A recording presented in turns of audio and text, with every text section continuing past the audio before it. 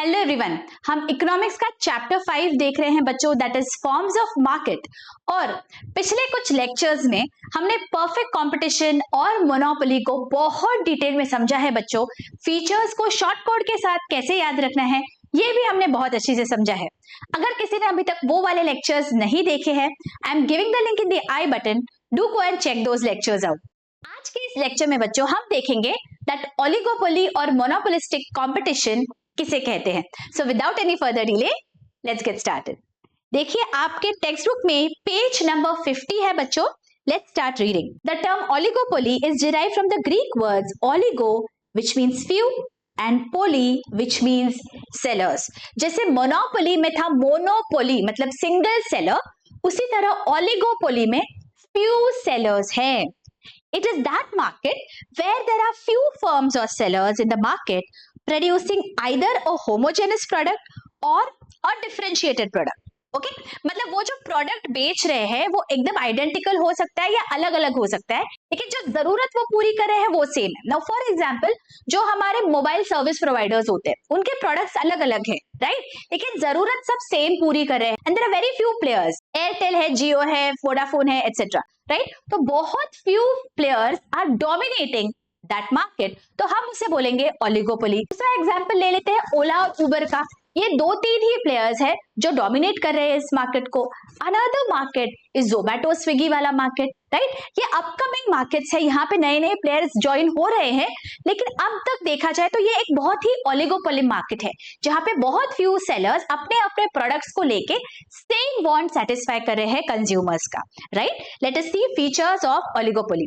First feature, few firms or sellers. Under oligopoly market, there are few firms or sellers. These few firms dominate the market and enjoy a considerable control over the price of the product. यहाँ पे वो पूरी तरह से राजा नहीं होते हैं जैसे मोनोपोली में था, लेकिन फिर भी because number is few, उनमें डोमिनेटिंग कैपेसिटी होती है। ओके तो ओलिगोपोली में सबसे पहला हमने क्या फीचर देखा, that there are few sellers. Okay perfect competition में लार्ज नंबर ऑफ सेलर्स थे, मोनोपोली में वन सेलर था और यहाँ पे फ्यू सेलर्स है। ठीक है, next interdependence. The seller has to be cautious with respect to any action taken by the competing firms. Since there are few sellers in the market, if any firm makes change in the price, all other firms in the industry try to follow the same to remain in the competition. ये हम बहुत ही अच्छे से देखते हैं सब mobile service providers के लिए। एक सर्विस प्रोवाइडर ने कुछ स्कीम लेके आया तो बाकी के service providers also try to do that. Right? Because they don't want to be left behind in the competition. Everybody wants a fair share of the consumer market, right? तो oligopoly में जो sellers है वो उनके बीच में there is competition. All right? So second हमने देखा interdependence. Third point is advertising. Okay अब जो भी सेलर्स है वो कम है और they want maximum share of the market, तो जाहिर है वो कैसे करेंगे, बहुत सारा एडवर्टाइजिंग करेंगे, मार्केटिंग करेंगे। हम आसपास यही तो देखते हैं, all the service providers are continuously doing advertisements अलग अलग तरीके से। वो चाहते हैं दैट वो कंज्यूमर्स को अट्रैक्ट करे। Okay so advertising is a powerful instrument in the hands of oligopolist. A firm under oligopoly can start an aggressive and attractive advertisement campaign with the intention of capturing large share in the market. Okay? तो तीन चीजें हमने पहले देख ली। Few sellers है, there is interdependence, मतलब अगर एक ने कोई भी प्राइस या पॉलिसी चेंज की तो दूसरा तुरंत वो कर देता है, ठीक है, because they want to remain in the competition. And third हमने देखा that they do lots of advertising. Let's move to the fourth point. Entry barriers. The firm can easily exit from the industry whenever it wants, but it has to face certain entry barriers such as government license, patents, etc. Right? हमें पता है that अगर ये particular market में किसी rival को आना है तो बहुत सारा डॉक्यूमेंटेशन है, बहुत सारा लाइसेंसिंग है, जिसके वजह से एंट्री फ्री नहीं है, लेकिन हाँ एग्जिट इज रिलेटिवली इजियर। ठीक है, तो एंट्री फ्री नहीं है बट एग्जिट थोड़ा सा आसान हो जाता है। Lack of uniformity. There is lack of uniformity among the firms in terms of their size. Some firms may be small while others may be of bigger size. मतलब दो तीन चार जो प्लेयर्स होते हैं मार्केट में उसमें कोई कोई प्लेयर जो होता है वो बहुत बड़ा होता है in terms of how much share of the market they have. Okay, so there is a lack of uniformity in the size of the players. कोई प्लेयर बहुत बड़ा है, कोई छोटा है, कोई मीडियम साइज्ड है, लेकिन all are there in the same space. ठीक है, and last is uncertainty. There is a considerable element of uncertainty in this type of market due to different behavior patterns. Rivals may join hands and cooperate or may try to fight each other. मतलब देखिए यहाँ पे 2-3 ही players है, okay कल जाके अगर वो monopolist के जैसा दे join hands and they form a cartel, ये भी पॉसिबल हो सकता है, या फिर they will keep competing with each other, that is also possibility. So because the number of players is very very few, एक अनसर्टेन एलिमेंट, अनसर्टेनिटी का element हमेशा रहता है। ठीक है, तो ये सारे फीचर्स हो गए बच्चों ओलिगोपोली मार्केट के। इन्हें याद रखने के लिए एक इंटरेस्टिंग शॉर्ट कोड है। जैसे कि हमने स्कूल में पढ़ा था, हमारे जो वॉवल्स होते हैं वो A-E-I-O-U होते हैं, राइट। तो ये वॉवल्स ही आपका यहाँ पे शॉर्ट कोड है, लेकिन O की जगह यहाँ पे आपको F लिखना है। सो यहाँ आपका शॉर्ट कोड है A-E-I-F-U। Let us quickly revise. A stands for advertising, जैसे कि हमने पढ़ा बहुत सारा एडवर्टाइजिंग करना पड़ता है इन ओलिगोपोलिस्ट फर्म्स को। E stands for entry barriers, entry के लिए तो बैरियर है लेकिन exit is relatively easy. I stands for interdependence, मतलब एक ने अगर प्राइस में कोई चेंज किया तो दूसरे भी तुरंत वो कर देते हैं because they want to remain in the competition. अब O के बजाय आपको F लिखना है and F stands for few firms और सेलर्स, मतलब यहाँ पे number of sellers is few and number of buyers is relatively high. Alright, and last point है आपका AEIFU। U से दो चीजें हैं। पहली बात तो यूनिफॉर्मिटी, मतलब कोई प्लेयर छोटा होगा कोई बड़ा होगा, you know there is a lack of uniformity. And last is uncertainty, कब ये प्लेयर्स एक साथ ग्रुप में आके कार्टेल भी फॉर्म कर सकते हैं या फिर वो एक दूसरे से कंपीट भी कर सकते हैं। Okay, so these are the 6 points for oligopoly market. I hope ये बहुत ही क्लियरली आपको समझ गया है बच्चों। अगर यहां तक अच्छी से समझा है, don't forget to show your appreciation by commenting and hitting that like button. चलो अभी आगे बढ़ते हैं टू मोनोपोलिस्टिक कंपटीशन। अब ये क्या है, let us see meaning and definition. Monopolistic competition is very realistic in nature, मतलब जो हम हमारे आसपास देखते हैं ना बच्चों, उसे हम बोलेंगे monopolistic competition. In this market there are some features of perfect competition and some features of monopoly. Professor E.H. Chamberlain coined this concept in his book Theory of Monopolistic Competition, which was published in 1933. Okay, तो ये आपको याद रखना है बच्चों। Professor शेम्बरलिन ने उनकी जो बुक है 1933 में आई थी, थियोरी ऑफ मोनोपोलिस्टिक कॉम्पिटिशन, वहां पे ये वर्ड पहली बार उन्होंने यूज किया था, that is monopolistic competition. Let us understand. Monopolistic competition refers to competition among a large number of sellers producing close but not perfect substitutes. मतलब जो प्रोडक्ट्स है वो थोड़े थोड़े सिमिलर है लेकिन हर प्रोडक्ट में कुछ ना कुछ डिफरेंशिएटिंग फैक्टर है। जैसे कि फॉर एग्जांपल आप टूथपेस्ट का एग्जांपल ले लीजिए बच्चों, जो हम रोजमर्रा की लाइफ में यूज करते हैं, राइट। तो कितने सारे प्लेयर्स है, जैसे पतंजलि हो गया, कोलगेट है, वीको है, डाबर है, and the list goes on. Okay, there are many. Alright, अब हर एक का जो बेसिक प्रोडक्ट है वो सेम है, they are selling toothpaste, right. तो बेसिक इंग्रेडिएंट सबका सेम रहेगा, लेकिन हर एक में कुछ ना कुछ प्रोडक्ट डिफरेंशिएशन है। हर एक का पैकेजिंग अलग है, हर एक का ब्रांड नेम अलग है, so there is differentiation but there is similarity as well, right? तो यहाँ पे बच्चों दिया गया है that there are large number of sellers who are selling close but not perfect substitute. लेकिन even though there is some differentiation, हर एक toothpaste एक दूसरे की सब्स्टिट्यूट भी है, लेकिन फिर भी they are not the same. Perfect substitute नहीं है, but they are close substitutes. Getting it? Now let us see one by one features of monopolistic competition. सबसे पहला है fairly large number of sellers. In monopolistic competition, the number of sellers is large but comparatively less than perfect competition.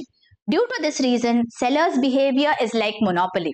तो monopolistic competition में क्या होता है बच्चों, sellers है बहुत सारे हैं, लेकिन फिर भी if you compare them with that in the perfect competition, तो यहाँ पे सेलर्स लिमिटेड है। ओके देखिए हमने यहाँ पे कुछ नाम लिए, और भी लिस्ट बड़ी होगी, लेकिन कितनी होगी, थोड़ा लिमिटेशन है। परफेक्ट कंपटीशन में बहुत सारे सेलर्स होते हैं, यहाँ पे number of sellers is high but still it is less than what is there in perfect competition. ठीक है, तो इन सब सेलर्स में थोड़ी बहुत तो मोनोपोली होती है, लेकिन जो बायर्स है देखिए वो कितने हैं, Fairlie large number of buyers. हमारा जो आसपास का मार्केट है बस उसी के फीचर्स है बच्चों ये।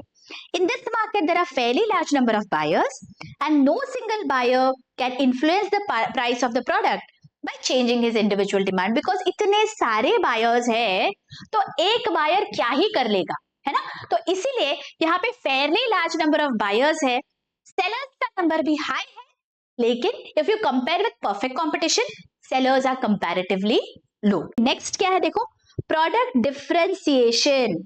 Product differentiation is the main feature of monopolistic competition. जैसे मैंने आपको इस एग्जांपल में बताया टूथपेस्ट का, दैट प्रोडक्ट में कोई ना कोई डिफरेंस जरूर होता है। In this market there are many firms producing a particular product, but the product of each firm is in some way differentiated from the product of every other firm in the market, and this is known as product differentiation. Product differentiation may take the form of brand names, trademarks, peculiarity of package or container, shape, quality, cover, design, color, etc. मतलब कितने सारी चीजों में differentiation हो सकता है, कोई भी चीज में डिफरेंशिएशन हो हम उसे बोलेंगे product differentiation, and this is an important feature of monopolistic market.